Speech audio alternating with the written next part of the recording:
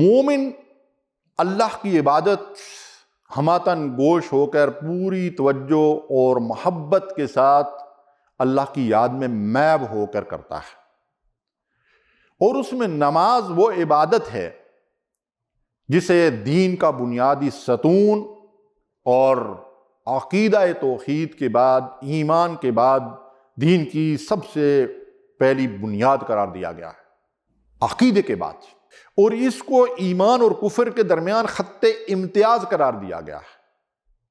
مولانا صدر الدین اصلاحی رحمۃ اللہ علیہ اس آیت مبارکہ کی روشنی میں، جس میں اللہ تعالیٰ ارشاد فرماتے ہیں وَإِذَا قَامُوا إِلَى الصَّلَاةِ قَامُوا كُسَالَىٰ يُرَاءُونَ النَّاسَ وَلَا يَذْكُرُونَ اللَّهَ إِلَّا قَلِيلًا، تو لکھتے ہیں کہ نبی صلی اللہ علیہ وسلم کے دور میں اور آج کے دور میں ایک فرق واقع ہوا ہے کہ رسول اللہ صلی اللہ علیہ وسلم کے دور میں تو بے نمازی کو پکا کافر سمجھا جاتا تھا، جیسا کہ قرآن اور حدیث میں بالکل واضح آیات اور حدیث موجود ہیں، لیکن فرماتے ہیں کہ چونکہ اس دور میں کسی منافق کی یہ ہمت اور جرت نہیں ہوتی تھی کہ وہ مسجد سے الگ رہے یا مسلمانوں سے الگ ہو کر نماز پڑھے، وہ تو باجماعت مسجد نبی میں رسول اللہ صلی اللہ علیہ وسلم کے ساتھ نماز ادا کرتے تھے منافقین، اور منافقین کے سردار، ان کے سربراہ عبداللہ بن ابی، وہ مسجد نبی میں نمازیں پڑھا کرتا تھا۔ تو فرماتے ہیں مولانا صدر الدین اصلاحی کہ اس دور میں ایمان اور اسلام اور کفر کے درمیان جو چیز فرق اور علامت کے طور پر جانی جاتی تھی وہ نماز تھی۔ ہر مسلمان نماز نہ پڑھنے کو کفر سمجھتا تھا قرآن و سنت کی روشنی میں، اس لیے وہ لازماً نماز پڑھتے تھے، منافقین بھی نماز پڑھتے تھے۔ فرماتے ہیں آج کے دور میں نماز ایمان اور نفاق کے درمیان ایک خط امتیاز بن گئی ہے، یہ مولانا کی رائے ہے۔ مولانا کہتے ہیں کہ آج کے دور کے منافقین اذان سن کر ٹس سے مس نہیں ہوتے، جبکہ رسول اللہ صلی اللہ علیہ وسلم کے دور کے منافقین جو تھے وہ اذان سن کر مسجد میں جاتے تھے، لیکن کیسے جاتے تھے؟ اب سنیے رسول اللہ صلی اللہ علیہ وسلم کا فرمان اور اللہ کا فرمان، وَإِذَا قَامُوا إِلَى الصَّلَاةِ قَامُوا كُسَالَىٰ۔ منافقین کی نماز سامعین محترم کیسی ہوتی ہے؟ جب وہ نماز کے لیے اٹھتے ہیں تو سستی اور قائلی کے ساتھ نماز کے لیے اٹھتے ہیں۔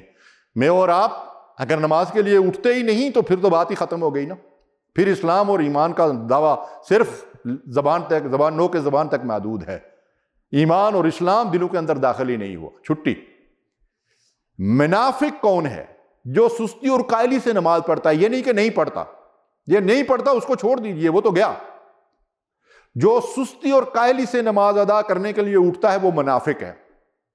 قرآن کی آیت، دوسری علامت یراؤون الناس، کبھی اگر اس کو پڑھنی بھی پڑ جائے نا تو فلاں ساتھ میں ہے، فلاں مہمان آیا ہوا ہے، فلاں دوست آیا ہوا ہے، فلاں دیکھ رہا ہے، تو دکھلاوے کے لیے اٹھ کر چلا جاتا ہے کہ میں بھی مسلمان ہوں، میرے ایمان پہ کسی کو شک نہ ہو جائے۔ نبی صلی اللہ علیہ وسلم نے فرمایا من صلی یرائی فقد اشرکا، جس نے دکھلاوے کے لیے نماز پڑھی اس نے شرک کیا۔